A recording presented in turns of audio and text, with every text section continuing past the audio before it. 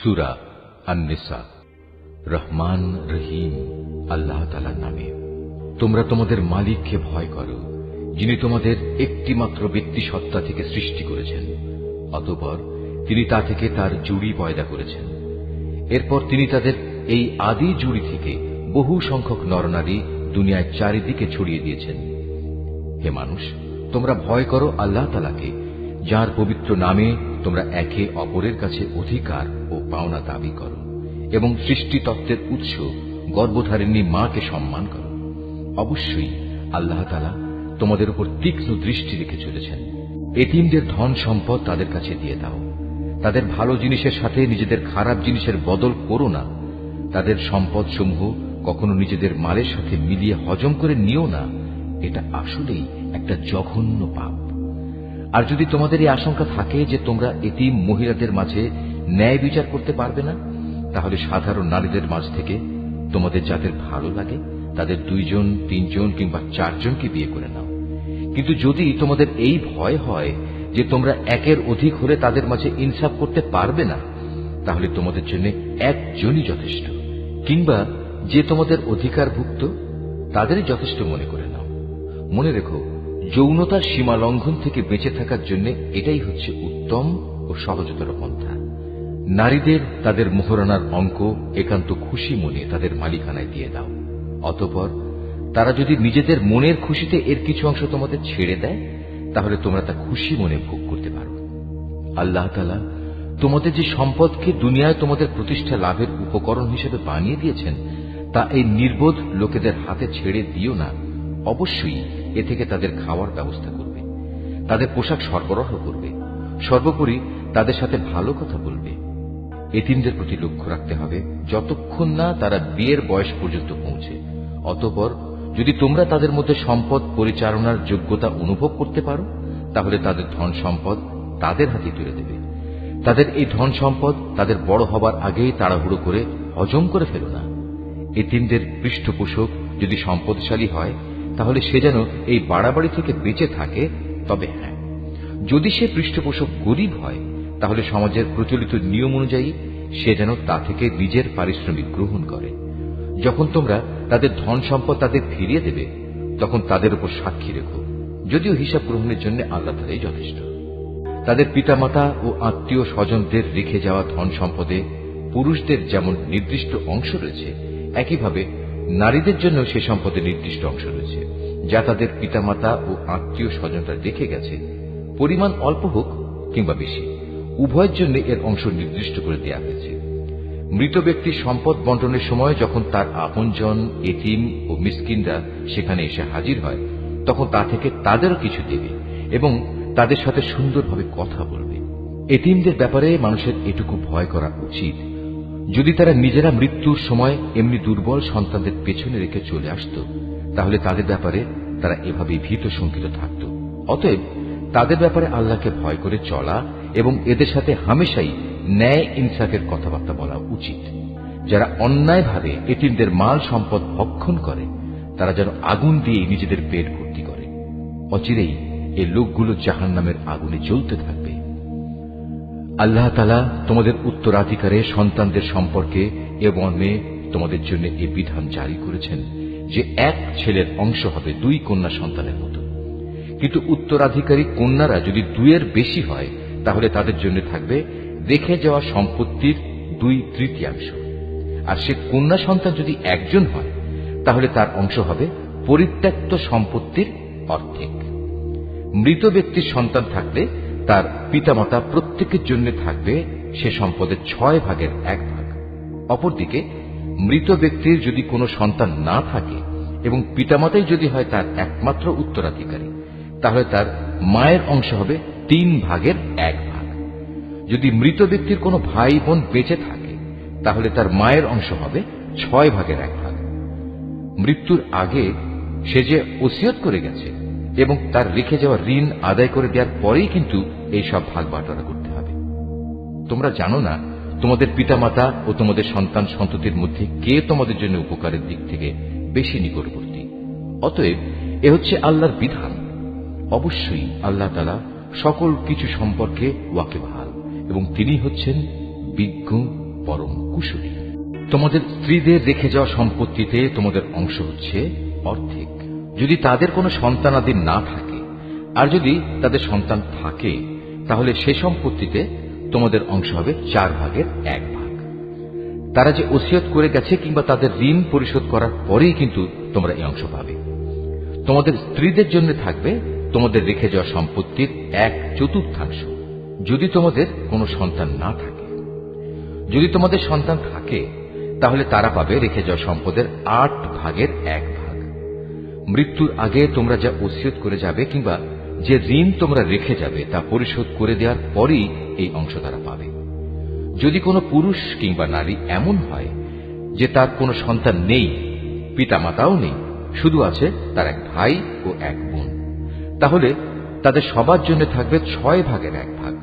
ভাই বোন মিলে তারা যদি এর চাইতে বেশি হয়, তবে মৃত ব্যক্তির রেখে যাওয়া সম্পদের 1/3 তারা সবাই সমান অংশীদার হবে। অবশ্য এ সম্পত্তির উপর মৃত ব্যক্তির যা ওসিয়ত করা আছে কিংবা কোনো ঋণ পরিশোধের পরই এ ভাগাভাগি করা যাবে। তবে কখনো উত্তরাধিকারীদের অধিকার পাওয়ার পথে তা যেন ক্ষতিকর হয়ে না দাঁড়ায়, সে কথাও খেয়াল রাখতে হবে। কেননা এ হচ্ছে আল্লাহর নির্দেশ, আর আল্লাহ তাআলা সর্বজ্ঞানী ও পরম ধৈর্যশীল। এগুলো হচ্ছে আল্লাহ তাআলার সীমারেখা। যে ব্যক্তি এর ভেতরে থেকে তার ও তার রাসূলের আনুগত্য করবে, আল্লাহ তাআলা তাকে এমন এক জান্নাতে প্রবেশ করাবেন যার তলদেশ দিয়ে ঝর্ণাধারা প্রবাহিত হবে। সেখানে সে অনন্তকাল ধরে অবস্থান করবে। মূলত এ হবে এক মহা সাফল্য। অপরদিকে যে ব্যক্তি আল্লাহ তাআলা ও তার রাসূলের নাফরমানি করবে এবং তার নির্ধারিত সীমারেখা লঙ্ঘন করবে, আল্লাহ তাআলা তাকে জ্বলন্ত আগুনে প্রবেশ করাবেন। সেখানে সে অনন্তকাল ধরে থাকবে। এটা হচ্ছে তার জন্য অপমানকর শাস্তি। তোমাদের নারীদের মধ্যে যারা ব্যভিচারের দুষ্কর্ম নিয়ে আসবে, তাদের বিচারের উপর তোমরা নিজেদের মধ্যে থেকে 4 জন সাক্ষী জোগাড় করবে।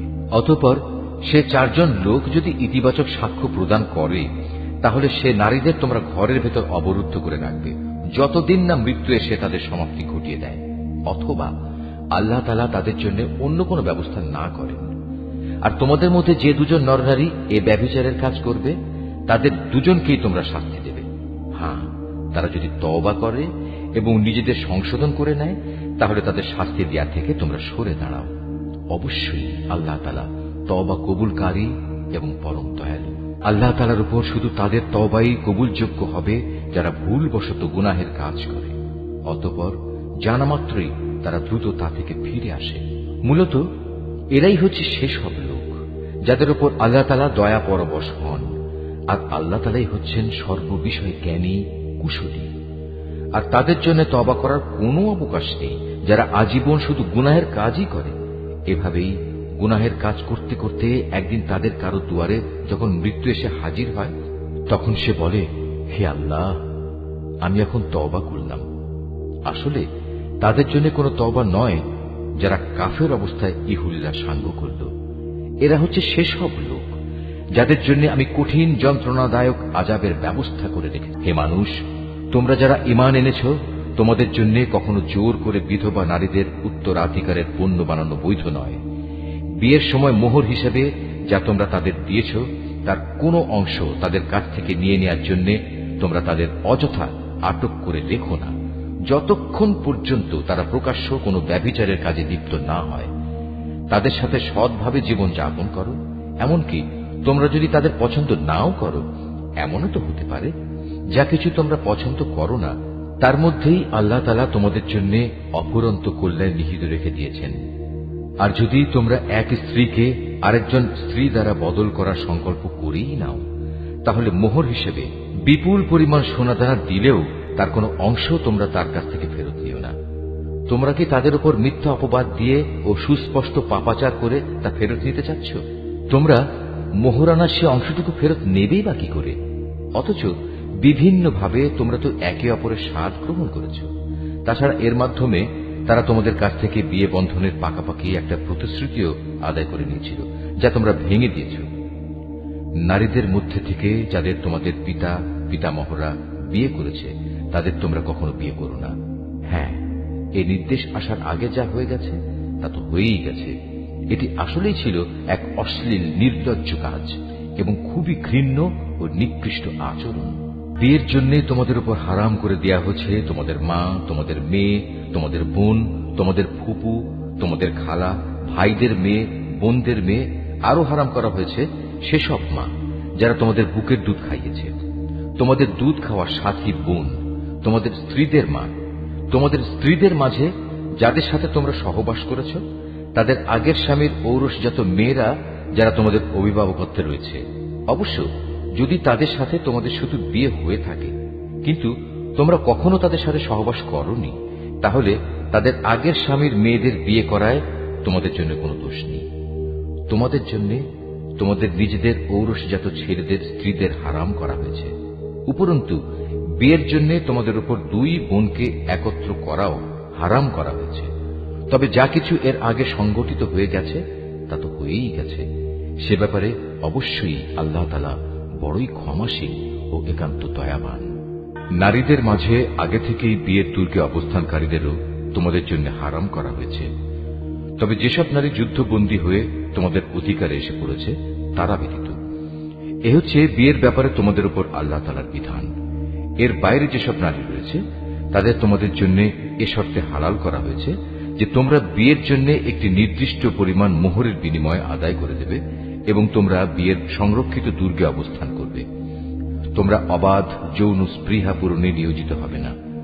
অতঃপর তাদের মধ্যে যাদের তোমরা এর মাধ্যমে উপভোগ করবে তাদের মোহরের বিনিময়ে ফরজ হিসেবে আদায় করে দাও।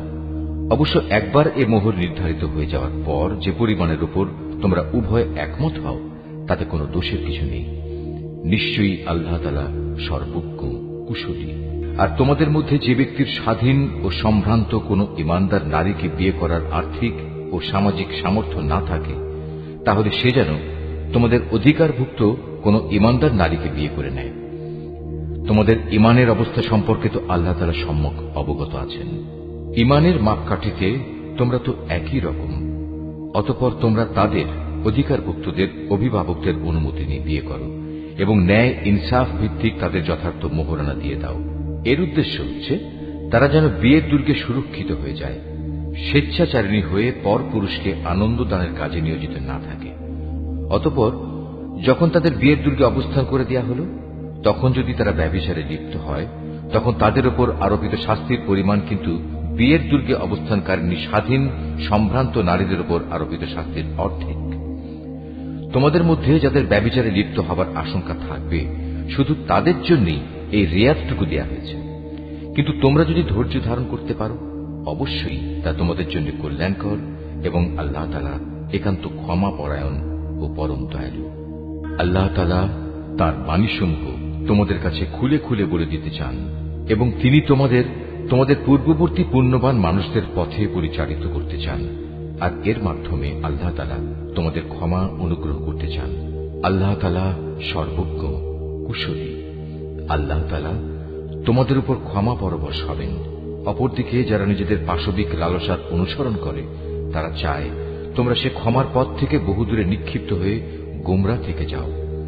আল্লাহ তাআলা তোমাদের উপর থেকে বিধিনিষেধের বোঝা লঘু করে তোমাদের জীবন সহজ করে দিতে চান, কেননা মানুষকে অত্যন্ত দুর্বল করে পয়দা করা হয়েছে।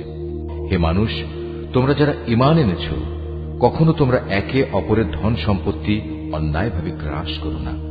হ্যাঁ, ব্যবসা বাণিজ্য যা করবে তা পারস্পরিক সম্মতির ভিত্তিতেই করবে এবং কখনো স্বার্থের কারণে একে অপরকে হত্যা করো না। অবশ্যই আল্লাহ তাআলা তোমাদের প্রতি মেহেরবান। যে কেউই বাড়াবাড়ি ও জুলুম করতে গিয়ে এই হত্যার কাজ করে অচিরেই আমি তাকে আগুনে পুড়িয়ে দেব। আর আল্লাহর পক্ষে এ কাজ একেবারেই সহজ, মোটেই কঠিন কিছু নয়। যদি তোমরা সে সমস্ত বড় বড় গুনাহ থেকে বেঁচে থাকো যা থেকে বেঁচে থাকার জন্য তোমাদের নির্দেশ দেওয়া হয়েছে, তাহলে তোমাদের ছোটখাটো গুনাহ আমি এমনিই তোমাদের হিসাব থেকে মুছে দেব এবং অত্যন্ত সম্মানজনক স্থানে আমি তোমাদের পৌঁছে দেব। আল্লাহ তাআলা তোমাদের একজনের তুলনায় আরেকজনকে যা কিছু বেশি দান করেছেন তোমরা তা পাওয়ার লালসা করো না। যা কিছু পুরুষরা উপার্জন করল তা তাদেরই অংশ হবে, আবার নারী যা কিছু অর্জন করল তাও হবে তাদেরই অংশ। তোমরা আল্লাহ তাআলার কাছ থেকে তার অনুগ্রহ পাওয়ার জন্য প্রার্থনা করো। অবশ্যই আল্লাহ তাআলা প্রতিটি বিষয় সম্পর্কে সম্যক ওয়াকিবহাল রয়েছেন। পিতামাতা ও আত্মীয় স্বজনের রেখে যাওয়া সম্পত্তিতে আমি সবার জন্যই অভিভাবক নিযুক্ত করে রেখেছি। যাদের সাথে তোমাদের কোনো চুক্তি কিংবা অঙ্গীকার রয়েছে তাদের পাওনা পুরোপুরি আদায় করে দেবে। আল্লাহ তাআলা অবশ্যই প্রতিটি বিষয়ের উপর সাক্ষী হয়ে আছেন। পুরুষরা হচ্ছে নারীদের কাজকর্মের উপর প্রহরী, তত্ত্বাবধায়ক। কারণ আল্লাহ তাআলা এদের একজনকে আরেকজনের উপর কিছু বিশেষ মর্যাদা প্রদান করেছেন। পুরুষের এই মর্যাদার একটি বিশেষ কারণ হচ্ছে প্রধানত তারাই দাম্পত্য জীবনের জন্য নিজেদের অর্থ সম্পদ ব্যয় করে। অতএব সতীসাধ্যী নারী হবে একান্ত অনুগত। পুরুষদের অনুপস্থিতিতে তারা স্বয়ং আল্লাহর তত্ত্বাবধানে থেকে নিজেদের ইজ্জত, আবরু ও অন্যান্য সব অদেখা কিছুর রক্ষণাবেক্ষণ করবে। আর যখন কোন নারীর অবাধ্যতার ঔদ্ধত্যের ব্যাপারে তোমরা আশঙ্কা করো, তখন তোমরা তাদের ভালো কথার উপদেশ দাও। তা কার্যকর না হলে তাদের সাথে একই বিছানায় থাকা ছেড়ে দাও। তাতেও যদি তারা ভালো না হয়, তাহলে চূড়ান্ত ব্যবস্থা হিসেবে তাদের মৃদু প্রহার করো।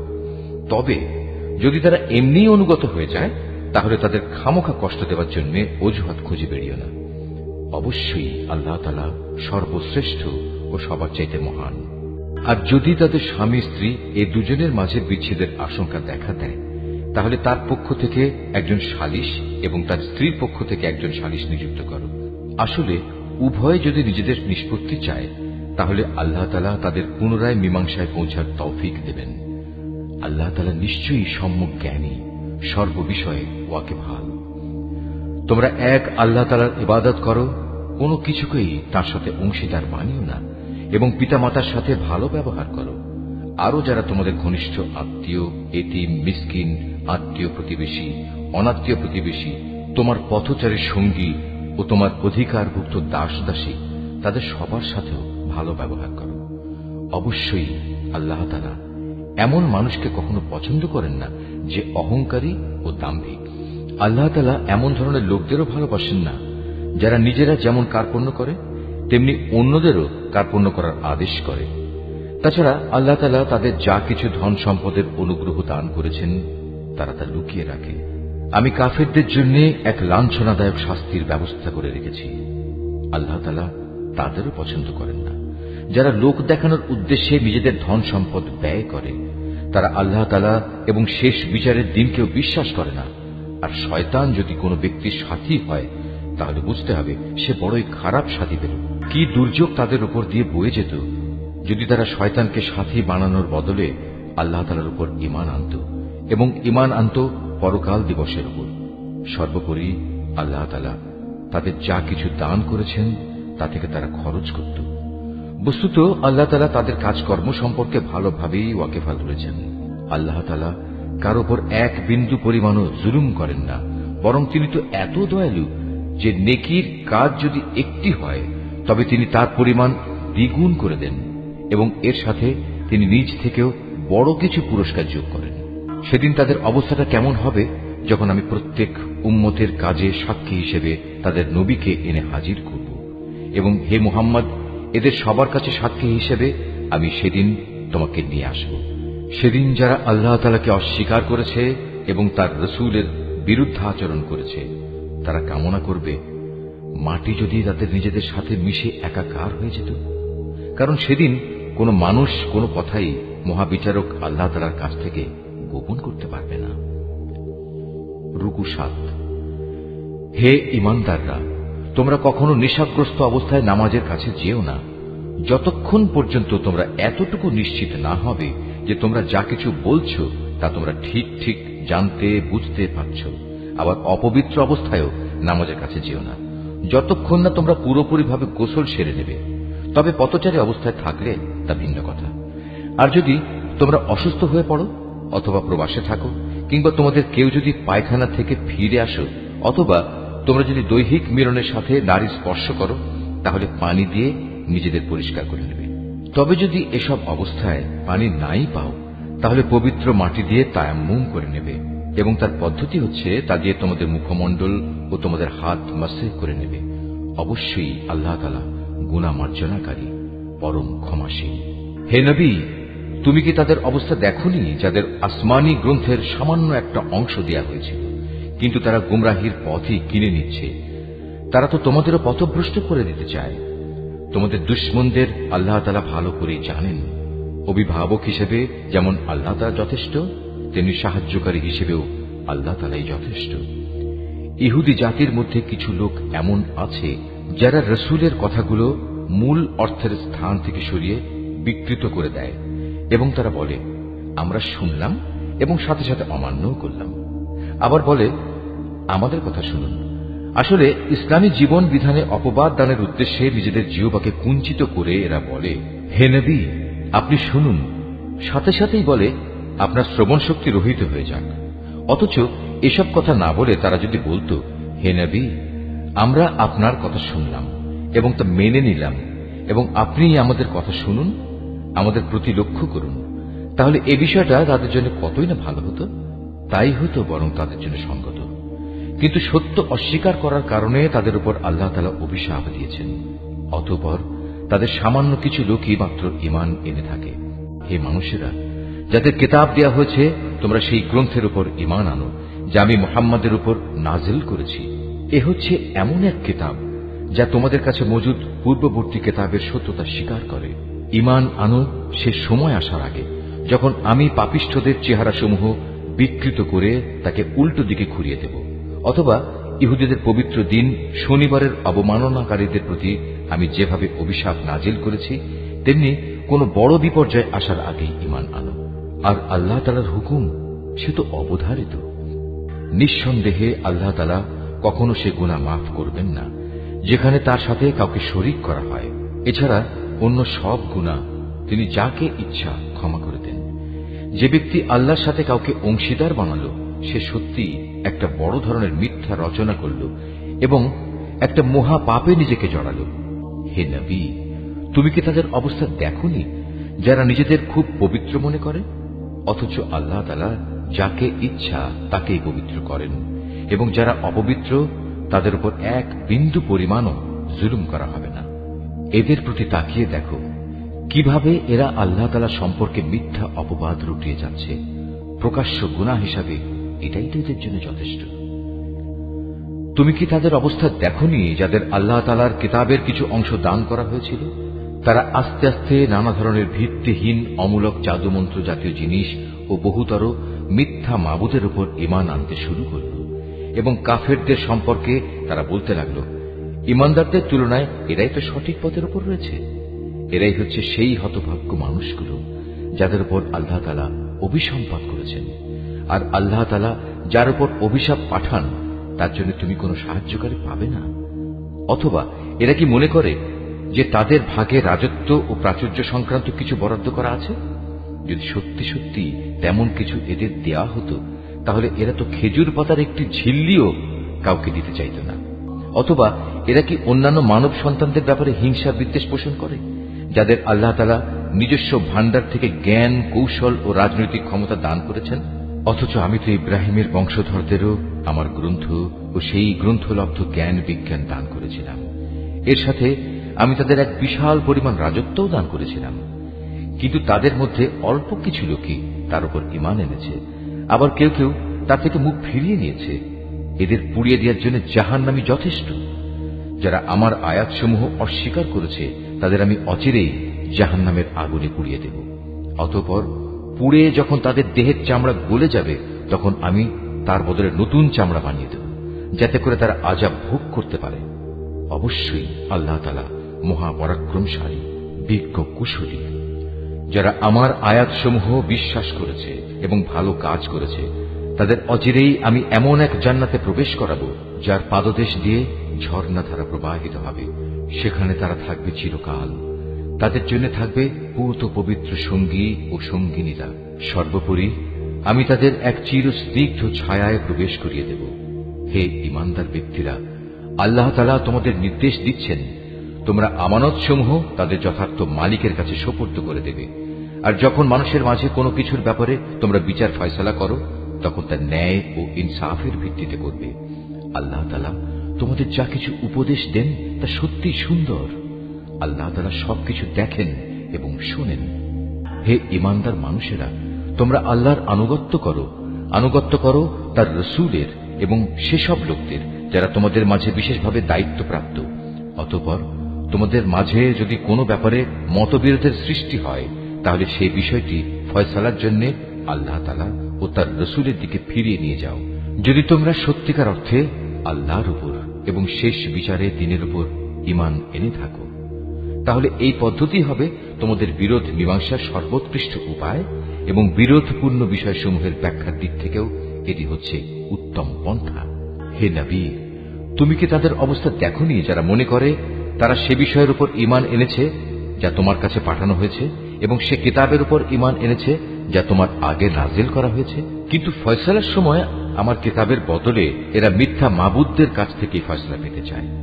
অথচ এদের নির্দেশ দেওয়া হয়েছিল তারা এসব মিথ্যা মাবুদদের অস্বীকার করবে। আসল কথা হচ্ছে শয়তান এদের সত্য থেকে অনেক দূরে সরিয়ে নিয়ে যেতে চায়। এদের যখন বলা হয় আল্লাহ তাআলা তাঁর রসুলের উপর যা কিছু নাজিল করেছেন তোমরা তার দিকে ফিরে এসো, তখন তুমি এই মুনাফিকদের দেখবে এরা তোমার কাছ থেকে একে একে মুখ ফিরিয়ে দূরে সরে যাচ্ছে। অতঃপর তাদের কৃতকর্মের কারণে যখন তাদের উপর কোনো বিপদ মুসিবত এসে পড়ে, তখন এদের অবস্থাটা কি হয় দেখেছ? তারা তখন সবাই তোমার কাছে ছুটে আসে এবং আল্লাহর নামের কসম করে তোমাকে বলে, আমরা তো কল্যাণ ও সম্প্রীতি ছাড়া আর কিছুই চাইনি। এদের মনের ভেতর কি অভিসন্ধি লুকিয়ে আছে তা আল্লাহ তাআলা ভালো করে জানেন। তাই তুমি এদের এড়িয়ে চলো। তুমি এদের ভালো উপদেশ দাও এমন সব কথায় যা তাদের অন্তর ছুঁয়ে যায়। তুমি আরো বলো, আমি যখনই কোনো জনপদে কোনো রসুল পাঠিয়েছি তাকে এজন্যই পাঠিয়েছি যে আল্লাহর নির্দেশ অনুযায়ী সেখানে তার শর্তহীন আনুগত্য করা হবে। যখনই তারা নিজেদের উপর কোনো জুলুম করবে তখনই তারা তোমার কাছে ছুটে আসবে এবং নিজেদের কৃতকর্মের জন্য আল্লাহ তাআলার কাছে ক্ষমা প্রার্থনা করবে। আল্লাহর রসুলও তাদের জন্য ক্ষমা চাইবে। এমত অবস্থায় তারা অবশ্যই আল্লাহকে পরম ক্ষমাশীল ও অতীব দয়ালু হিসেবে দেখতে পাবে। না, আমি তোমার মালিকের শপথ করে বলছি, এরা কিছুতেই ঈমানদার হতে পারবে না যতক্ষণ না তারা তাদের যাবতীয় মতবিরোধের ফয়সালায় তোমাকে শর্তহীনভাবে বিচারক মেনে নেবে। অতঃপর তুমি যা ফয়সালা করবে সে ব্যাপারে তাদের মনে আর কোনো দ্বিধাদ্বন্দ্ব থাকবে না, বরং তোমার সিদ্ধান্ত তারা সর্বান্তঃকরণে মেনে নেবে।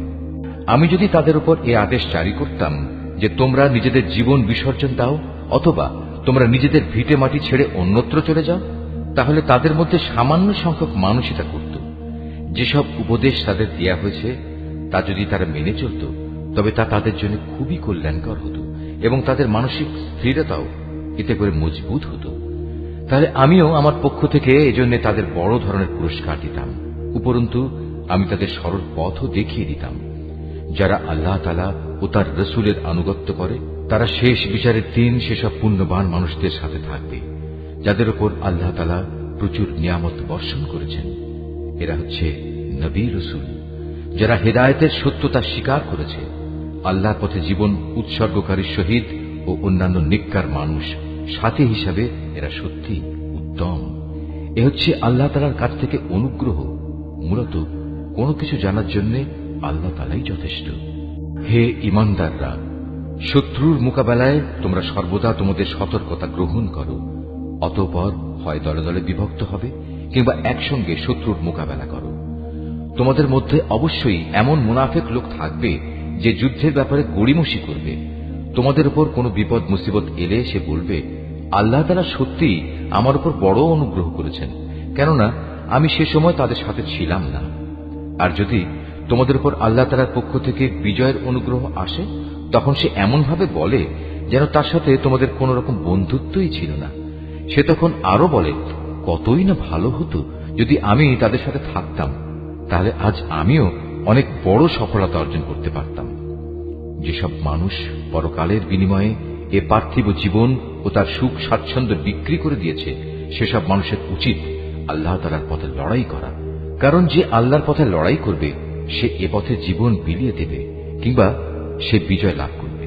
অচিরেই আমি তাকে এই উভয় অবস্থার জন্যই বিরাট পুরস্কার দেব। তোমাদের একই হয়েছে, তোমরা আল্লাহর পথে সেসব অসহায় নরনারী ও দুস্থ শিশু সন্তানদের বাঁচাবার জন্য লড়াই করো না যারা নির্যাতনে কাতর হয়ে ফরিয়াদ করছে। হে আমাদের মালিক, আমাদের এই জালেমদের জনপদ থেকে বের করে অন্য কোথাও নিয়ে যাও। অতঃপর তুমি আমাদের জন্য তোমার কাছ থেকে একজন অভিভাবক পাঠিয়ে দাও, তোমার কাছ থেকে আমাদের জন্য একজন সাহায্যকারী পাঠাও। যারা আল্লাহ তাআলা ও তার রাসূলের উপর ঈমান এনেছে তারা সর্বদা আল্লাহর পথে যুদ্ধ করে, আর যারা আল্লাহ তাআলাকে অস্বীকার করেছে তারা লড়াই করে মিথ্যা মাবুদদের সপক্ষে। অতএব তোমরা যুদ্ধ করো শয়তান ও তার চেলাচামুন্ডাদের বিরুদ্ধে। তোমরা সাহস হারিও না, কারণ শয়তানের ষড়যন্ত্র খুবই দুর্বল। হে নবী, তুমি কি তাদের অবস্থা দেখোনি যাদের প্রথম দিকে যখন বলা হয়েছিল তোমরা আপাতত লড়াই থেকে নিজেদের হাত গুটিয়ে রাখো, এখন নামাজ প্রতিষ্ঠা করো এবং যাকাত প্রদান করো। তখন তারা জিহাদের জন্য অস্থির হয়ে পড়েছিল, অথচ যখন পরবর্তী সময়ে তাদের উপর সত্যি সত্যের লড়াই হুকুম নাজিল করা হলো তখন এদের একদল লোক তো প্রতিপক্ষের মানুষদের এমন ভাবে ভয় করতে শুরু করলো যেমনি ভয় শুধু আল্লাহ তাআলাকেই করা উচিত, ক্ষেত্র বিশেষে তার চাইতেও বেশি। তারা আরো বলতে শুরু করলো, হে আমাদের মালিক, তুমি আমাদের উপর যুদ্ধের এ হুকুম এত তাড়াতাড়ি জারি করতে গেলে কেন? কত ভালো হতো যদি তুমি আমাদের সামান্য কিছুটা অবকাশ দিতে। হে নবী, তুমি বলো, দুনিয়ার এ ভোগ সামগ্রী অত্যন্ত সামান্য। যে ব্যক্তি আল্লাহ তাআলাকে ভয় করে তার জন্য পরকাল অনেক উত্তম, আর সেই পরকালে তোমাদের উপর কণা মাত্র অবিচার করা হবে না। তোমরা যেখানেই থাকো না কেন মৃত্যু এসে তোমাদের নাগাল পাবেই। এমনকি তোমরা যদি কোনো মজবুত দুর্গেও থাকো সেখানেও মৃত্যু এসে হাজির হবে। এদের অবস্থা হচ্ছে, যখন কোনো কল্যাণ তাদের স্পর্শ করে তখন তারা বলে, হ্যাঁ, এ তো আল্লাহর পক্ষ থেকেই এসেছে। অপরদিকে যখন তাদের কোনো ক্ষতি ও অকল্যাণ স্পর্শ করে তখন তারা বলে, এসব তো এসেছে তোমার কাছ থেকে। তুমি তাদের বলে দাও, কল্যাণ অকল্যাণ সব কিছুতে আসে আল্লাহর পক্ষ থেকে। এই জাতির হয়েছে কি? এরা মনে হয় কথাটি বুঝতেই চায় না। যে কল্যাণই তুমি লাভ করো না কেন মনে রেখো তা আল্লাহর পক্ষ থেকেই আসে, আর যেটুকু অকল্যাণ তোমার উপর আসে তা আসে তোমার নিজের কর্মদোষের কারণে। আমি তোমাকে মানুষদের জন্য রাসূল বানিয়ে পাঠিয়েছি, আর সাক্ষী হিসেবে তো আল্লাহ তাআলাই যথেষ্ট। যে ব্যক্তি রাসূলের আনুগত্য করে সে যেন আল্লাহরই আনুগত্য করে, আর যে ব্যক্তি তার আনুগত্য থেকে মুখ ফিরিয়ে নেয় তাদের উপর মনে রেখো আমি তোমাকে প্রহরী বানিয়ে পাঠাই দিই।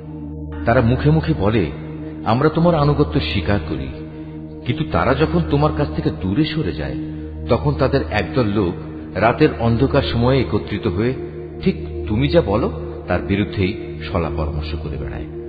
তারা রাতের বেলায় যা কিছু করে আল্লাহ তাআলা সেসব কর্মকাণ্ডগুলো ঠিক মতোই লিখে রাখছেন। অতএব তুমি এদের উপেক্ষা করে চলো এবং সর্ববিষয়ে শুধু আল্লাহ তাআলার উপরে ভরসা রাখো। অভিভাবক হিসেবে তো আল্লাহ তাআলাই যথেষ্ট। এরা কি কোরআন ও তার সূত্র নিয়ে চিন্তা গবেষণা করে না? এই গ্রন্থটা যদি আল্লাহ তাআলা ছাড়া অন্য কারো কাছ থেকে আসত তাহলে তাতে অবশ্যই তারা অনেক গরমিল দেখতে পেত। এদের কাছে যখনই নিরাপত্তা কিংবা ভয়ের কোনো খবর আসে তখন সত্য মিথ্যা না জেনেই এরা তা প্রচার করে বেড়ায়। অথচ তারা যদি এ জাতীয় খবর আল্লাহর রাসূল এবং তাদের দায়িত্বপ্রাপ্ত ব্যক্তিকে জানিয়ে দিত তাহলে এমন সব লোকেরা তা জানতে পারত যারা তাদের মধ্যে থেকে সেই খবরের যথার্থতা যাচাই করতে পারত। যদি তোমাদের উপর আল্লাহর অনুগ্রহ না থাকত তাহলে এ প্রচারণার ফলে হাতে গোনা কিছু লোক ছাড়া তোমাদের অধিকাংশ লোকই শয়তানের অনুসারী হয়ে যেত। অতএব হে নবী, তুমি আল্লাহর পথে লড়াই করো, কেননা তোমাকে শুধু তোমার কাজকর্মের জন্যই দায়ী করা হবে এবং তুমি তোমার সাথী মোমেনদের আল্লাহ তাআলার পথে লড়াই করতে উদ্বুদ্ধ করতে থাকো।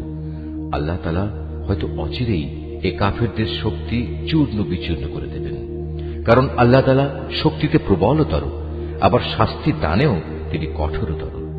যদি তার জন্য কোনো ব্যক্তি কোনো ভালো কাজে সুপারিশ করে তাহলে তাতে অবশ্যই তার অংশ থাকবে, আবার যে ব্যক্তি কোনো অন্যায় কাজের ব্যাপারে সুপারিশ করবে তাহলে তার সৃষ্ট অকল্যাণেও তার সমপরিমাণ অংশ থাকবে। আল্লাহ তাআলাই তোমাদের সব ধরনের কাজের একক নিয়ন্ত্রণকারী। যখন তোমাদের সালাম দ্বারা অভিবাদন জানানো হয় তখন তোমরা তার চাইতেও উত্তম পন্থায় তার জবাব দাও। উত্তম ভাবে না হলেও কমপক্ষে যতটুকু সে দিয়েছে ততটুকুই ফেরত দাও। অবশ্যই আল্লাহ তাআলা সব কিছুর পুঙ্খানুপুঙ্খ হিসাব রাখেন। আল্লাহ তাআলা এক মহান সত্তা, তিনি ছাড়া দ্বিতীয় কোনো মাবুদ নেই। অবশ্যই তিনি তোমাদের কিয়ামতের দিন এক জায়গায় জড়ো করবেন, সেদিনের ব্যাপারে কোনো রকম সন্দেহ নেই। আর এমন কে আছে যে আল্লাহ তাআলার চাইতে বেশি সত্য কথা বলতে পারে? এ কি হলো তোমাদের? তোমরা মুনাফিকদের ব্যাপারে দুদলে বিভক্ত হয়ে গেলে, বিশেষ করে যখন স্বয়ং আল্লাহ তাআলাই তাদের কৃতকর্মের জন্য তাদের উপর অভিশাপ নাজিল করেছেন। আল্লাহ তাআলা যাদের পথভ্রষ্ট করে দিয়েছেন, তোমরা কি তাদের সঠিক পথে আনতে চাও? বস্তুত আল্লাহ তাআলা যাকে পথভ্রষ্ট করেন তার জন্য তুমি কোনো পথে খুঁজে পাবে না। তারা তো এটাই কামনা করে যে তারা যেভাবে কুফরি করেছে তোমরাও তেমনি কুফরি করো, তাহলে তোমরা উভয়ে একই রকম হয়ে যেতে পারো। কাজেই তুমি তাদের মধ্যে থেকে কাউকেও নিজের বন্ধুরূপে গ্রহণ করো না, যতক্ষণ না তারা আল্লাহ তাআলার পথে নিজেদের ভিটে মাটি ছেড়ে ঈমানের প্রমাণ না দেবে। আর যদি তারা হিজরতের এই কাজটি না করে, তাহলে তোমরা তাদের যেখানেই পাবে গ্রেফতার করবে এবং যুদ্ধরত শত্রুদের সহযোগিতা করার জন্য তাদের হত্যা করবে। আর কোনো অবস্থায় তাদের মধ্যে থেকে কাউকে তোমরা বন্ধু ও সাহায্যকারী হিসেবে গ্রহণ করো না। অবশ্য তাদের কথা আলাদা, যারা তোমাদের সাথে চুক্তিবদ্ধ কোনো একটি সম্প্রদায়ের সাথে এসে মিলিত হবে।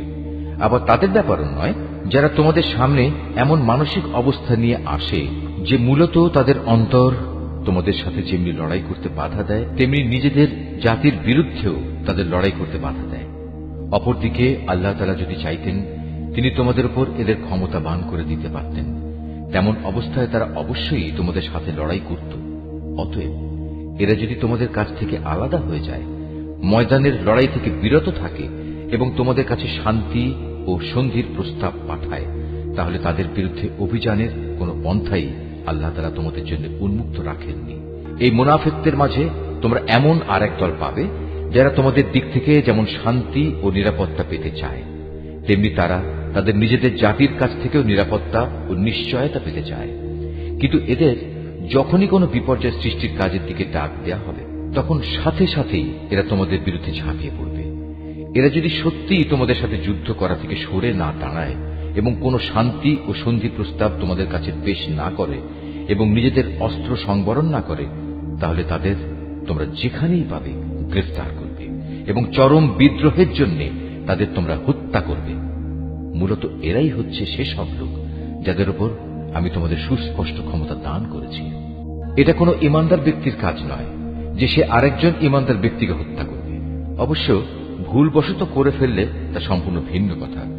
যদি কোনো ইমানদার ব্যক্তি আরেকজন ইমানদার ব্যক্তিকে ভুল করে হত্যা করে, তাহলে তার বিনিময় হচ্ছে সে একজন দাস মুক্ত করে দেবে এবং তার সাথে নিহত ব্যক্তির পরিবার পরিজনকে তার রক্তের ন্যায়সঙ্গত মূল্য পরিশোধ করে দেবে।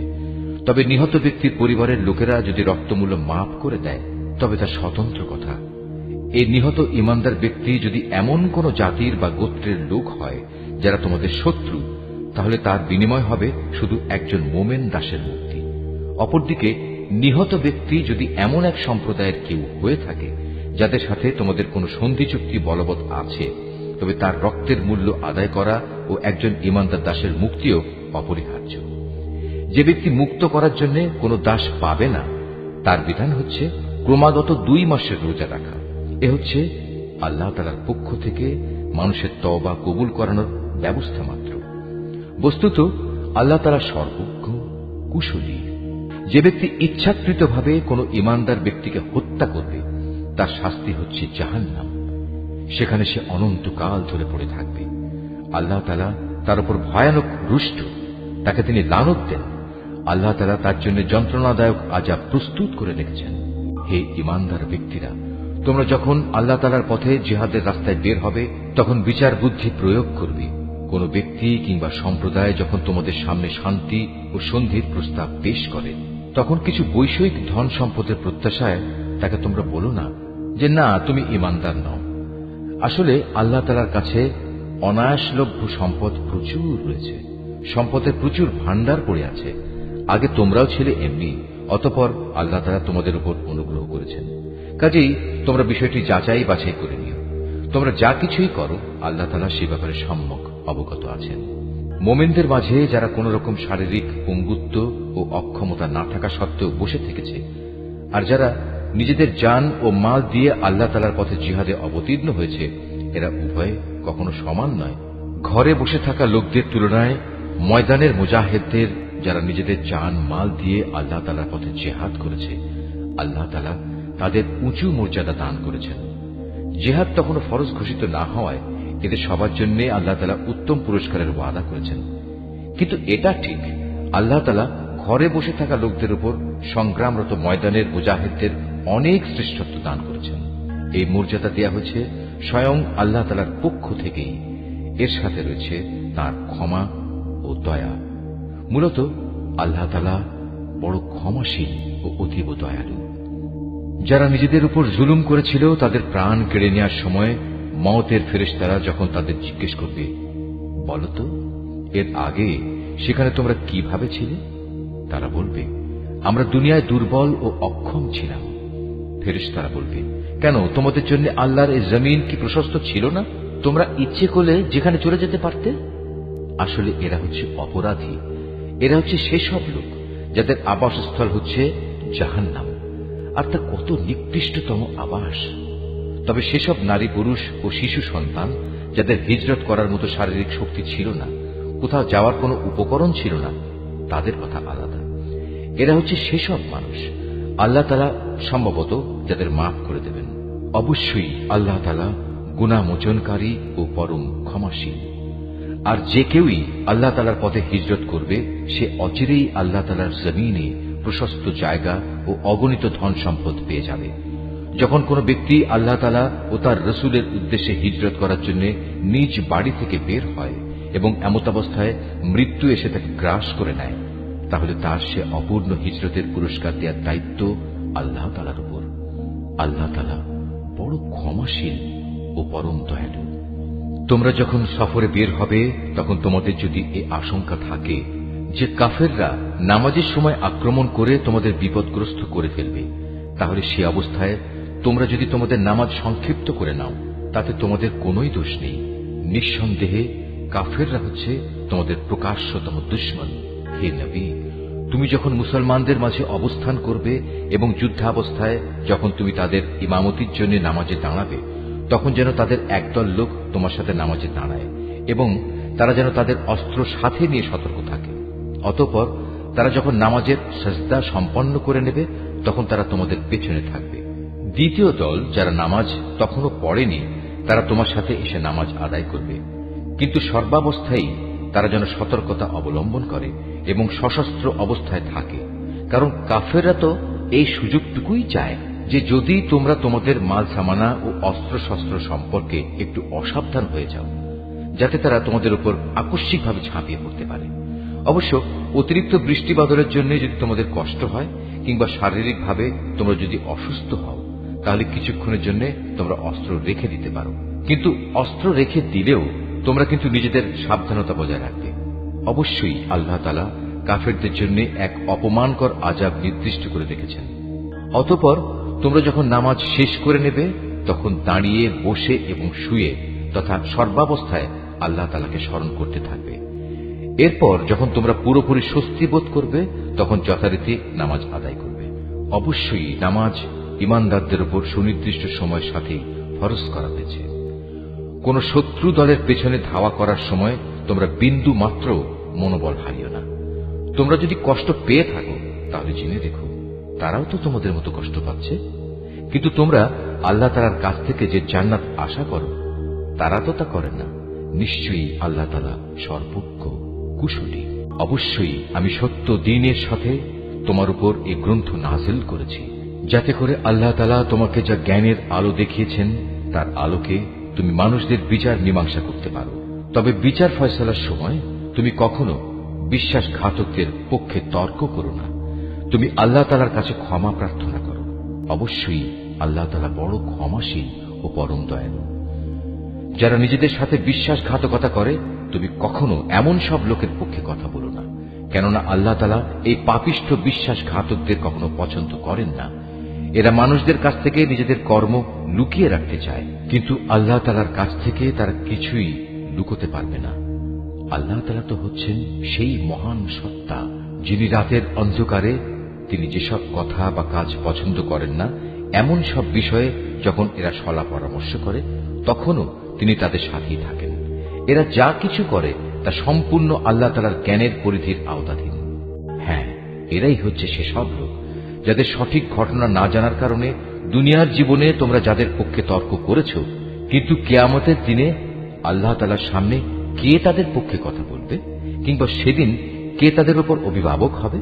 যে ব্যক্তি গুনাহের কাজ করে অথবা গুনাহ করে নিজের উপর নিজেই অবিচার করে, অতঃপর এজন্য যখন সে আল্লাহ তাআলার কাছে ক্ষমা প্রার্থনা করে, তখন সে অবশ্যই আল্লাহ তাআলাকে পরম ক্ষমাশীল ও অতীব দয়ালু হিসাবে পাবে।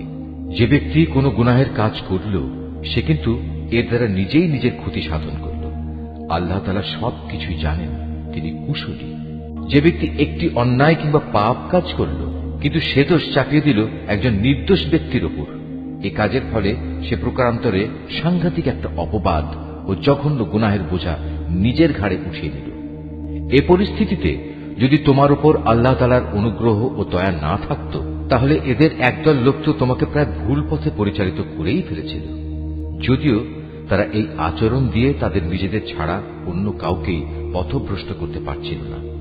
অবশ্য তাদের এই প্রতারণামূলক কাজ দ্বারা তারা তোমার কোনোই ক্ষতি সাধন করতে সক্ষম হতো না, কারণ আল্লাহ তাআলা তাঁর গ্রন্থ ও সে গ্রন্থলব্ধ কলা কৌশল তোমার উপর নাযিল করেছেন, এবং তিনি তোমাকে এমন সবকিছুর জ্ঞান শিক্ষা দিয়েছেন যা আগে তোমার জানা ছিল না। তোমার উপর আল্লাহ তাআলার অনুগ্রহ ছিল অনেক বড়। এদের অধিকাংশ গোপন সলা পরামর্শের ভেতরই কোনো কল্যাণ নিহিত নেই।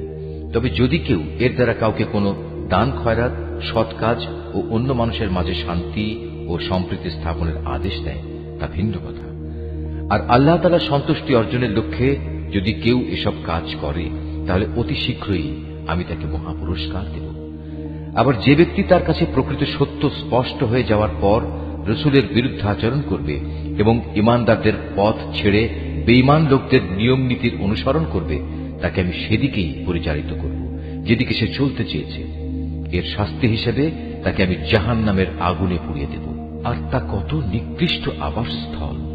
আল্লাহ তাআলা এ বিষয়টি ক্ষমা করবেন না যে তার সাথে কোন রকম শরীক করা হবে। এছাড়া অন্য সকল গুনাহ তিনি যাকে ইচ্ছা করেন তাকে ক্ষমা করে দিতে পারেন। তাই যে ব্যক্তি আল্লাহ তাআলার সাথে কাউকে শরীক করল, সে মূলত চরমভাবে গোমরাহ হয়ে গেল। আল্লাহকে ছাড়া এরা কাকে ডাকে? ডাকে নিকৃষ্ট দেবীকে কিংবা কোনো বিদ্রোহী শয়তানকে। তার উপর আল্লাহ তাআলা অভিশাপ বর্ষণ করেছেন, কারণ সে আল্লাহকে চ্যালেঞ্জ দিয়ে বলেছিল, আমি তোমার বান্দাদের এক অংশকে নিজের দলে শামিল করেই ছাড়ব। সে আরো বলেছিল, আমি অবশ্যই তোমার বান্দাদের গোমরাহ করে দেব, আমি অবশ্যই তাদের হৃদয়ে নানা প্রকারের মিথ্যা কামনা বাসনা জাগিয়ে তুলব, এবং আমি তাদের নির্দেশ দেব যেন তারা কুসংস্কারে লিপ্ত হয়ে জন্তু জানোয়ারের কান ছিদ্র করে দেয়। আমি তাদের আরো নির্দেশ দেব যেন তারা আল্লাহ তাআলার সৃষ্টিকে বিকৃত করে দেয়।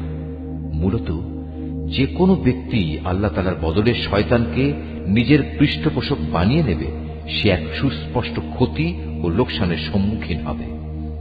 সে অভিশপ্ত শয়তান তাদের নানা প্রতিশ্রুতি দেয়, তাদের সামনে মিথ্যা বাসনার মায়াজাল সৃষ্টি করে, আর শয়তান যা প্রতিশ্রুতি দেয় তা হচ্ছে প্রতারণা মাত্র।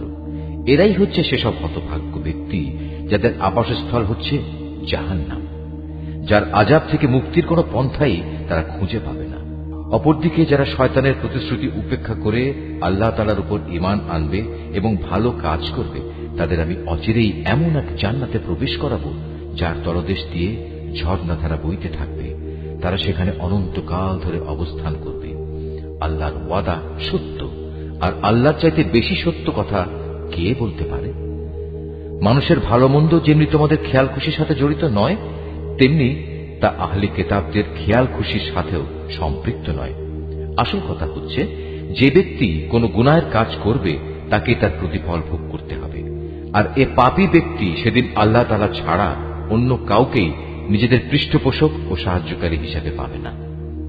পক্ষান্তরে যে ব্যক্তি কোনো ভালো কাজ করবে, নর কিংবা নারী, সে যদি ঈমানদার অবস্থায় তা সম্পাদন করে, তাহলে সে এবং তার মতো সব লোক অবশ্যই জান্নাতে প্রবেশ করবে। পুরস্কার দেওয়ার সময় তাদের উপর বিন্দু মাত্র অবিচার করা হবে না। তার চাইতে উত্তম জীবন বিধান আর কার হতে পারে যে আল্লাহ তাআলার নির্দেশের সামনে মাথা নত করে দেয়? মূলত সেই হচ্ছে নিষ্ঠাবান ব্যক্তি। তদুপরি সে নিষ্ঠার সাথে ইব্রাহিমের আদর্শ মেনে চলে, আর আল্লাহ তাআলা ইব্রাহিমকে স্বীয় বন্ধুরূপে গ্রহণ করেছেন। আসমান ও জমিনে যা কিছু আছে তার সবকিছুই আল্লাহ তাআলার জন্য, আর আল্লাহ তাআলা তার ক্ষমতা দিয়ে সবকিছুই পরিবেষ্টন করে আছেন। হে নবী, তারা তোমার কাছে নারীদের ব্যাপারে সিদ্ধান্ত জানতে চায়। তুমি তাদের বলো, আল্লাহ তাআলা তাদের ব্যাপারে তোমাদের জানিয়ে দিচ্ছেন তা সেই এতিম নারীদের সম্পর্কিত ব্যাপার, আর এই কিতাব থেকে যা কিছু তোমাদের উপর পঠিত হচ্ছে।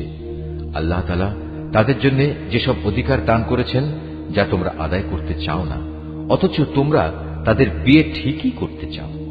অসহায় শিশু সন্তান ও এতিমদের ব্যাপারে তোমাদের বলা হচ্ছে তোমরা যেন সুবিচার কায়েম করো। তোমরা যেটুকু সৎ কাজই করো, আল্লাহ তাআলা তার সবকিছু সম্পর্কেই সম্যকভাবে অবহিত রয়েছেন। যদি কোনো স্ত্রীলোক তার স্বামীর কাছ থেকে দুর্ব্যবহার কিংবা অবজ্ঞার আশঙ্কা করে, তাহলে সে অবস্থায় পারস্পরিক ভালোর জন্য আপোষ নিষ্পত্তি করে নিলে তাদের উপর এতে কোনো দোষ নেই, কারণ সর্বাবস্থায় আপোষ মীমাংসার পন্থাই হচ্ছে উত্তম পন্থা। কিন্তু সমস্যা হচ্ছে মানুষ আপোষ করতে গেলে লালসার দিকেই বেশি পরিমাণে ধাবিত হয়ে পড়ে। কিন্তু তোমরা যদি সততার পন্থা অবলম্বন করো এবং শয়তানের কাছ থেকে নিজেকে রক্ষা করো, তাহলে সেটাই তোমাদের জন্য ভালো, কারণ আল্লাহ তাআলা তোমাদের সব কর্মকাণ্ড অবলোকন করে থাকেন। তোমরা কখনো একাধিক স্ত্রীদের মাঝে ইনসাফ করতে পারবে না, যদিও মনে প্রাণে তোমরা তা চাইবে। তাই তাদের একজনের দিকে তুমি এমন ভাবে ঝুঁকে পড়ো না যে দেখে মনে হবে আরেকজনকে ঝুলন্ত অবস্থায় রেখে দিয়েছ। তোমরা যদি সংশোধনের চেষ্টা করো এবং আল্লাহ তাআলাকে ভয় করো, তাহলে তুমি দেখবে আল্লাহ তাআলা অতি ক্ষমাশীল ও পরম দয়ালু। অতঃপর যদি সত্যি সত্যি তারা একে অপরের কাছ থেকে বিচ্ছিন্ন হয়ে যায়, তাহলে আল্লাহ তাআলা তার ভান্ডার থেকে দান করে তাদের সবাইকে পারস্পরিক মুখাপেক্ষিতা থেকে রেহাই দেবেন। আল্লাহ তাআলা নিঃসন্দেহে প্রাচুর্যময় ও প্রশংসা ভাজন। আসমান জমিনে যা কিছু আছে সবই আল্লাহ তাআলার জন্য। তোমাদের আগেও যাদের কাছে কিতাব নাজিল করা হয়েছিল, তাদের আমি এ নির্দেশ দিয়েছিলাম যেন তারা আল্লাহ তাআলাকে ভয় করে। আমি তোমাদেরও নির্দেশ দিচ্ছি। আর যদি তোমরা আল্লাহকে অস্বীকার করো, তাহলে জেনে রেখো আকাশ পাতালে যা কিছু আছে সবকিছুই তো আল্লাহ তাআলার জন্য। আল্লাহ তাআলা বেনিয়াজ, সব প্রশংসা তাঁরই প্রাপ্য। অবশ্যই আসমান জমিনের সব কয়টি জিনিসের মালিকানা তাঁর। যাবতীয় কর্ম সম্পাদনে আল্লাহ তাআলাই যথেষ্ট। হে মানুষ, তিনি চাইলে যে কোনো সময় জমিনের কর্তৃত্ব থেকে তোমাদের অপসারণ করে অন্য কোন সম্প্রদায়কে এনে বসিয়ে দিতে পারেন। এ কাজে তিনি অবশ্যই ক্ষমতাবান। তোমাদের মধ্যে যে ব্যক্তি এ দুনিয়াতেই তার পুরস্কার পেতে চায়, তার জেনে রাখা উচিত আল্লাহ তাআলার কাছে তো ইহকাল পরকাল এ উভয় কালের পুরস্কারই রয়েছে। আল্লাহ তাআলা তো সবকিছু শোনেন এবং সবকিছুই দেখেন। হে ঈমানদাররা, তোমরা সর্বদাই ইনসাফের উপর দৃঢ়ভাবে প্রতিষ্ঠিত থেকো এবং আল্লাহ তাআলার জন্য সত্যের সাক্ষী হিসেবে নিজেকে পেশ করো। যদি এ কাজটি তোমরা নিজের পিতামাতার কিংবা নিজের আত্মীয় স্বজনের উপরেও আসে, তবুও তা তোমরা মনে রাখবে, সে ব্যক্তি ধনী হোক কিংবা গরিব, এটা কখনো দেখবে না, কেননা তাদের উভয়ের চাইতে আল্লাহ তাআলার অধিকার অনেক বেশি। অতএব তুমি কখনো ন্যায় বিচার করতে নিজের খেয়াল খুশির অনুসরণ করো না। যদি তোমরা পেঁচানো কথা বলো কিংবা সাক্ষ্য দেয়া থেকে বিরত থাকো, তাহলে জেনে রাখবে তোমরা যা কিছুই করো না কেন, আল্লাহ তাআলা তার যথার্থ খবর রাখেন। হে ঈমানদার ব্যক্তিরা, তোমরা ঈমান আনো আল্লাহর উপর, তার রসুলের উপর, সে কিতাবের উপর যা আল্লাহ তাআলা তার রসুলের উপর নাজিল করেছেন, এবং সেসব কিতাবের উপর যা ইতিপূর্বে তিনি নাজিল করেছেন। আর যে ব্যক্তি আল্লাহ তাআলাকে অস্বীকার করল তার ফেরেশতাদের, তার পাঠানো কিতাবসমূহ, তার নবী রসুলদের ও পরকাল দিবসকে, বুঝতে হবে সে ভীষণভাবে পথভ্রষ্ট হয়ে গেছে। যারা একবার ঈমান আনলো আবার কুফরি করল, কিছুদিন পর আবার ঈমান আনলো, এরপর সুযোগ বুঝে আবার কাফের হয়ে গেল, এরপর কুফরির পরিমাণ তারা দিনে দিনে বাড়িয়ে দিল। ঈমান নিয়ে তামাশা করার এ লোকদের আল্লাহ তাআলা কখনো ক্ষমা করবেন না, কখনো তিনি এ ব্যক্তিদের সঠিক পথ দেখাবেন। হে নবী, মুনাফিক ব্যক্তিদের তুমি সুসংবাদ দাও যে তাদের জন্য ভয়াবহ আযাব রয়েছে, যারা দুনিয়ার ফায়দার জন্য ঈমানদারদের বদলে কাফেরদের বন্ধু হিসেবে গ্রহণ করেছে। তারা কি এর দ্বারা এদের কাছ থেকে কোন রকম মান সম্মানের প্রত্যাশা করে? অথচ সবটুকু মান সম্মান তো আল্লাহ তাআলার জন্যই নির্দিষ্ট। আল্লাহ তাআলা ইতিপূর্বেও এই কিতাবের মাধ্যমে তোমাদের উপর আদেশ নাজিল করেছিলেন যে তোমরা যখন দেখবে কাফেরদের কোনো বৈঠকে আল্লাহ তাআলা নাজিল করা কোনো আয়াত অস্বীকার করা হচ্ছে এবং তার সাথে ঠাট্টা বিদ্রূপ করা হচ্ছে, তখন তোমরা তাদের সাথে এ ধরনের মজলিসে বসো না, যতক্ষণ না তারা অন্য কোনো আলোচনায় লিপ্ত হয়। এমনটি করলে অবশ্যই তোমরা তো তাদের মতো হয়ে গেলে। জেনে রেখো, আল্লাহ তাআলা অবশ্যই সব কাফের ও মুনাফিকদের জাহান্নামে একত্রিত করে ছাড়বেন। যারা সবসময় তোমাদের শুভ দিনের প্রতীক্ষায় থাকে, যদি আল্লাহ তাআলার অনুগ্রহে তোমাদের বিজয় আসে, তখন এরা কাছে এসে বলবে, কেন আমরা কি এই যুদ্ধে তোমাদের পক্ষে ছিলাম না? আবার যদি কখনো কাফেরদের ভাগে বিজয়ের অংশ লেখা হয়, তাহলে এরা সেখানে গিয়ে বলবে, আমরা কি তোমাদের মুসলমানদের কাছ থেকে রক্ষা করিনি? এমন অবস্থায় শেষ বিচারের দিনেই আল্লাহ তাআলা তোমাদের উভয়ের মাঝে ফয়সালা শুনিয়ে দেবেন এবং আল্লাহ তাআলা সেদিন মোমেনদের বিরুদ্ধে এ কাফেরদের কোনো অজুহাত পেশ করার পথ অবশিষ্ট রাখবেন না। অবশ্যই মুনাফিকরা আল্লাহ তাআলাকে ধোঁকা দেয়। মূলত এর মাধ্যমে আল্লাহই তাদের প্রতারণায় ফেলে দিচ্ছেন। এরা যখন নামাজে দাঁড়ায় তখন একান্ত আলস্য ভরেই দাঁড়ায়, আর তাও কেবল লোক দেখানোর জন্যই। এরা আল্লাহ তাআলাকে আসলে কমই স্মরণ করে। এরা কুফরি ও ইমানের এর দোটানায় দোদুল্যমান। এরা না এদিকে না ওদিকে। তুমি সে ব্যক্তিকে কখনো সঠিক পথ দেখাতে পারবে না যাকে আল্লাহ তাআলাই গোমরাহ করে দেন। হে ইমানদার বান্দারা, তোমরা ইমানদার ব্যক্তিদের বাদ দিয়ে কাফেরদের নিজেদের বন্ধুরূপে গ্রহণ করো না। তোমরা কি তাদের বন্ধুরূপে গ্রহণ করে আল্লাহ তাআলার কাছে তোমাদের বিরুদ্ধে কোনো সুস্পষ্ট প্রমাণ তুলে দিতে চাও? এ কাফের ও মুনাফিকরা জাহান্নামের সর্বনিম্ন স্তরে অবস্থান করবে। তুমি সেদিন তাদের জন্য কোনো সাহায্যকারী খুঁজে পাবে না। তবে তাদের কথা আলাদা, যারা তওবা করে এবং পরবর্তী জীবন সংশোধন করে নেয়, আল্লাহ তাআলার রশি শক্ত করে ধরে রাখে এবং একমাত্র আল্লাহ তাআলার উদ্দেশ্যেই স্বীয় জীবন বিধান একনিষ্ঠ করে নেবে।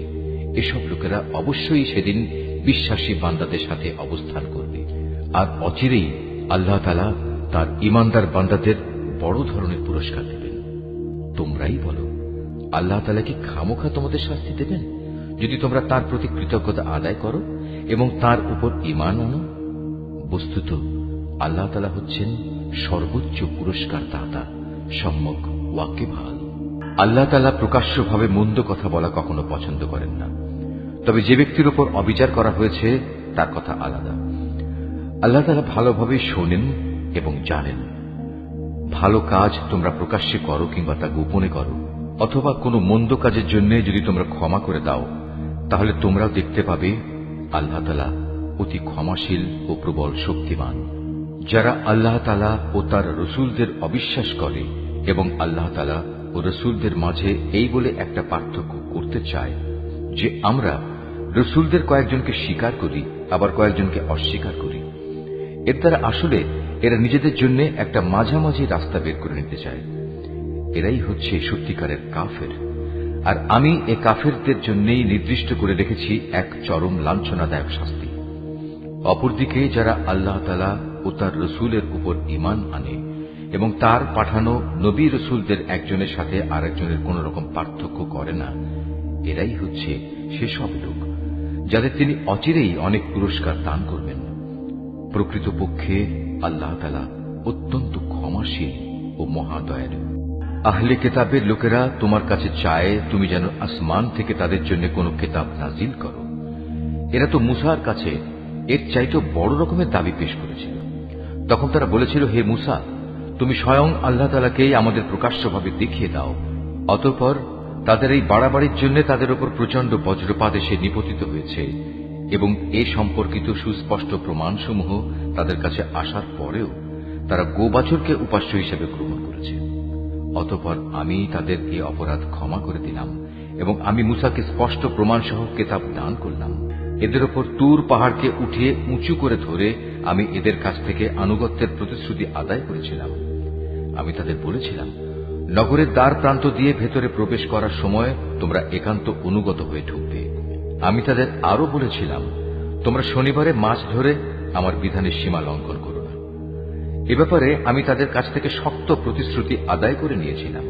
অতঃপর তাদের পক্ষ থেকে এই প্রতিশ্রুতি ভঙ্গ করা, আল্লাহর আয়াতসমূহকে তাদের অস্বীকার করা এবং অন্যায়ভাবে আল্লাহ তাআলার নবীদের তাদের হত্যা করা, তদুপরি তাদের একথা বলা আমাদের হৃদয়ে বাতিল চিন্তাধারায় আচ্ছাদিত হয়ে আছে। প্রকৃতপক্ষে তাদের ক্রমাগত অস্বীকার করার কারণে আল্লাহ তাআলা স্বয়ং তাদের দিলের উপর মোহর মেরে দিয়েছেন। তাই এদের কম সংখ্যক লোকই ঈমান আনে। যেহেতু এরা আল্লাহকে অস্বীকার করতেই থাকল, এরা পুণ্যবতী মারিয়ামের উপরও জঘন্য অপবাদ আনল। তাদের এই মিথ্যা উক্তি যে আমরা অবশ্যই মারিয়ামের পুত্র ঈসাকে হত্যা করেছি, যিনি ছিলেন আল্লাহর রসূল। যদিও আসল ঘটনা হচ্ছে তারা কখনোই তাকে হত্যা করেনি, তারা তাকে শূলবিদ্ধও করেনি। মূলত তাদের কাছে ধাঁধার কারণে এমনই একটা কিছু মনে হয়েছিল। তাদের মাঝে যারা সঠিক ঘটনা না জানার কারণে তার ব্যাপারে মতবিরোধ করেছিল, তারাও এতে করে সন্দেহে পড়ে গেল। এ ব্যাপারে তাদের অনুমানের অনুসরণ করা ছাড়া সঠিক কোন জ্ঞানই ছিল না। তবে এটুকু নিশ্চিত, তারা তাকে হত্যা করেনি, বরং আসল ঘটনা ছিল আল্লাহ তাআলা তাকে তার নিজের কাছে তুলে নিয়েছেন। আল্লাহ তাআলা মহাপরাক্রমশালী ও মহাপ্রজ্ঞাময়। এই আহলে কিতাবদের মাঝে এমন একজনও থাকবে না যে ব্যক্তি তার মৃত্যুর আগে তার তিরোধান সম্পর্কে আল্লাহ তাআলার এই কথার উপর ঈমান আনবে না। কিয়ামতের দিনে সে নিজেই এদের উপর সাক্ষী হবে। ইহুদিদের বাড়াবাড়ি ও সীমা লঙ্ঘনমূলক আচরণের জন্য এমন অনেক পবিত্র জিনিসও আমি তাদের জন্য হারাম করে দিয়েছিলাম, যেটা তাদের জন্য আগে হালাল ছিল। এটা এই কারণে যে এরা বহু মানুষকে আল্লাহ তাআলার পথ থেকে বিরত রেখেছে। যেহেতু এরা লেনদেনের সুদ গ্রহণ করে, অথচ এদের তা থেকে সুস্পষ্টভাবে নিষেধ করা হয়েছিল, এবং এরা অন্যের মাল সম্পদ ধোঁকা প্রতারণার মাধ্যমে গ্রাস করে। তাদের মধ্যে এসব অপরাধে লিপ্ত কাফেরদের জন্য আমি তাই কঠিন আযাব নির্দিষ্ট করে রেখেছি। কিন্তু তাদের মধ্যে যাদের আবার জ্ঞানের গভীরতা রয়েছে, তারা এবং এমন সব ঈমানদার যারা তোমার উপর যা কিছু নাজিল হয়েছে তার উপর বিশ্বাস করে, সাথে সাথে তোমার পূর্ববর্তী নবী ও রসুলদের উপর যা নাজিল হয়েছে তার উপরও বিশ্বাস করে, নামাজ প্রতিষ্ঠা করে, যাকাত আদায় করে, সর্বোপরি আল্লাহ তাআলা ও শেষ দিনের উপর ঈমান আনে। মূলত এরাই হচ্ছে সেসব সৌভাগ্যবান মানুষ যাদের অচিরেই আমি মহাপুরস্কার দেব। হে নবী, আমি তোমার কাছে আমার ওহী পাঠিয়েছি, যেমনি করে আমি ওহী পাঠিয়েছিলাম নূহ ও তার পরবর্তী নবীদের প্রতি। আমি আরো ওহী পাঠিয়েছিলাম ইব্রাহিম, ইসমাইল, ইসহাক, ইয়াকুব ও তার বংশধরদের কাছে। ওহী পাঠিয়েছি ঈসা, আইয়ুব, ইউনুস, হারুন ও সুলাইমানের কাছেও। অতঃপর আমি দাউদের ওপর জাবুর গ্রন্থ অবতীর্ণ করেছি। রসুলদের মাঝে এমনও অনেকে আছে যাদের কথা ইতিপূর্বে আমি তোমার কাছে বলেছি, কিন্তু এদের মাঝে বহু রসুল এমনও আছে যাদের নাম ঠিকানা কিছুই আমি তোমাকে বলিনি। মুসার সাথে তো আল্লাহ তাআলা কথাও বলেছেন। রসুলরা ছিল জান্নাতের সুসংবাদবাহী ও জাহান্নামের ভয় প্রদর্শনকারী। তাদের এজন্যই পাঠানো হয়েছিল যাতে করে রসুলদের আগমনের পর আল্লাহ তাআলার উপর মানব জাতির কোন অজুহাত খাড়া করার সুযোগ না থাকে। সত্যি আল্লাহ তাআলা মহাপরাক্রমশালী ও প্রজ্ঞাময়। কিন্তু মানুষ যত অজুহাতই পেশ করুক না কেন, আল্লাহ তোমার উপর যা কিছু নাজিল করেছেন তা তাঁর প্রত্যক্ষ জ্ঞানের মাধ্যমেই করেছেন। ফেরেশতারাও তো একথার সাক্ষ্য দেবে, যদিও ওহীর সাক্ষ্য প্রদানের জন্য আল্লাহ তাআলা একাই যথেষ্ট। নিশ্চয়ই যারা এই ওহী অস্বীকার করে এবং অন্য মানুষদেরও আল্লাহ তাআলার পথ থেকে সরিয়ে রাখে, তারা আসলে গুমরাহি ও পথভ্রষ্টতায় অনেক দূর এগিয়ে গেছে। নিশ্চয়ই যারা কুফরি করল এবং চরমভাবে সীমা লঙ্ঘন করল, তাদের ব্যাপারে এটা কখনো হবে না যে আল্লাহ তাআলা তাদের ক্ষমা করে দেবেন, না তিনি তাদের সঠিক রাস্তা দেখাবেন। হ্যাঁ, একটি মাত্র রাস্তাই তাদের জন্য উন্মুক্ত থাকবে, এবং তা হচ্ছে জাহান্নামের রাস্তা, যেখানে তারা অনন্তকাল ধরে পড়ে থাকবে। শাস্তি প্রদানের এই কাজ আল্লাহর জন্য খুবই সহজ। হে মানুষরা, আল্লাহ তাআলার কাছ থেকে তোমাদের জন্য সঠিক বিধান নিয়ে রসূল এসেছে। যদি তার আনিত এই বিধানের উপর তোমরা ঈমান আনো, এতেই তোমাদের জন্য কল্যাণ রয়েছে। আর তোমরা যদি তা মেনে নিতে অস্বীকার করো, তাহলে জেনে রেখো এই আসমান জমিনের সর্বত্র যেখানে যা কিছু আছে তার সবকিছুই আল্লাহ তাআলার জন্য, এবং আল্লাহ তাআলা সর্বজ্ঞ, কুশলী।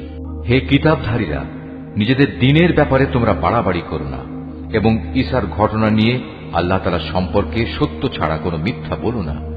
সে সত্য কথা হচ্ছে এই যে মরিয়ামের পুত্র মসীহ ছিল একজন রসূল ও তার এমন এক বাণী যা তিনি মরিয়ামের ওপর প্রেরণ করেছেন, এবং সে ছিল আল্লাহ তাআলার কাছ থেকে পাঠানো এক রূহ। অতএব হে আহলে কিতাবরা, তোমরা আল্লাহ তাআলা ও তার রসূলদের উপর ঈমান আনো, আর কখনো এটা বলো না যে মাবুদের সংখ্যা ৩। এ জঘন্য মিথ্যা থেকে তোমরা বেঁচে থেকো, এটাই তোমাদের জন্য উত্তম। নিঃসন্দেহে আল্লাহ তাআলা তিনি তো একক মাবুদ। আল্লাহ তাআলা এ মূর্খতা থেকে অনেক পবিত্র যে তার কোনো সন্তান থাকবে। এ আকাশ ও ভূমণ্ডলের সব কিছুর মালিকানাই তো তাঁর, আর অভিভাবক হিসেবে আল্লাহ তাআলা যথেষ্ট। ঈসা মসীহ কখনো এতে বিন্দু মাত্র নিজেকে হেয় মনে করেননি যে সে নিজে আল্লাহ তাআলার বান্দা। আল্লাহ তাআলার একান্ত ঘনিষ্ঠ ফেরেশতারাও একে লজ্জাকর মনে করেনি। কোন ব্যক্তি যদি আল্লাহ তাআলার বন্দেগী করা সত্যি লজ্জাকর বিষয় মনে করে এবং এটা ভেবে সে অহংকার করে, তার জানা উচিত অচিরেই আল্লাহ তাআলা এদের সকলকে তার সামনে একত্রিত করে দণ্ডাজ্ঞা দান করবেন। যেসব মানুষ আল্লাহ তাআলার উপর ঈমান এনেছে এবং ভালো কাজ করেছে, সেদিন তিনি তাদের এর জন্য পুরোপুরি পুরস্কার দেবেন। আল্লাহ তাআলা তাঁর একান্ত অনুগ্রহ থেকে তাদের পাওনা আরো বাড়িয়ে দেবেন। অপরদিকে যারা আল্লাহ তাআলার বিধান মেনে নেয়া লজ্জাজনক কিছু মনে করল এবং অহংকার করল, তাদের সবাইকেই আল্লাহ তাআলা কঠোর শাস্তি দান করবেন। সেদিন তারা আল্লাহকে ছাড়া দ্বিতীয় কোনো অভিভাবক ও সাহায্যকারী পাবে না। হে মানুষ, তোমাদের মালিকের কাছ থেকে তোমাদের কাছে একটি উজ্জ্বল প্রমাণ এসেছে এবং আমি তোমাদের কাছে উজ্জ্বল জ্যোতি নাজিল করেছি। অতঃপর যারা সে জ্যোতি দিয়ে ঈমান আনল এবং তাকে শক্ত করে আঁকড়ে ধরল, আল্লাহ তাআলা তাদের অচিরেই তাঁর অফুরন্ত দয়া ও অনুগ্রহে জান্নাতে প্রবেশ করাবেন এবং তাদের তিনি সঠিক পথে পরিচালিত করবেন। হে নবী, তারা তোমার কাছে বিভিন্ন বিষয়ে ফতোয়া জানতে চায়। তুমি বলো, আল্লাহ তাআলা সে ব্যক্তির উত্তরাধিকার সংক্রান্ত ব্যাপারে তোমাদের তার সিদ্ধান্ত জানাচ্ছেন, যার মাতা পিতা কেউই নেই, আবার তার নিজেরও কোনো সন্তান নেই। এ ধরনের কোনো ব্যক্তি যদি মারা যায় এবং সে ব্যক্তি যদি সন্তানহীন হয় এবং তার একটি বোন থাকে, তাহলে সে বোনটি সে মৃত ব্যক্তির পরিত্যক্ত সম্পত্তির অর্ধাংশের মালিক হবে। অপরদিকে সে যদি নিঃসন্তান হয়, তাহলে সে তার বোনের সম্পত্তির উত্তরাধিকারী হবে। আবার যদি তারা দুজন হয়, তাহলে তারা দুই বোন সেই পরিত্যক্ত সম্পত্তির 3 ভাগের 2 ভাগ অংশের মালিক হবে। যদি সে ভাই বোনেরা কয়েকজন হয়, তাহলে মেয়েদের অংশ 1 ভাগ ও পুরুষদের অংশ 2 ভাগ হবে। আল্লাহ তাআলা উত্তরাধিকারের এই আইন কানুন অত্যন্ত সুস্পষ্টভাবে তোমাদের জন্য বলে দিয়েছেন, যাতে করে মানুষের উদ্ভাবিত বন্টন পদ্ধতিতে তোমরা বিভ্রান্ত হয়ে না পড়ো। আল্লাহ তাআলা সব কিছুর ব্যাপারেই সম্যক ওয়াকিবহাল।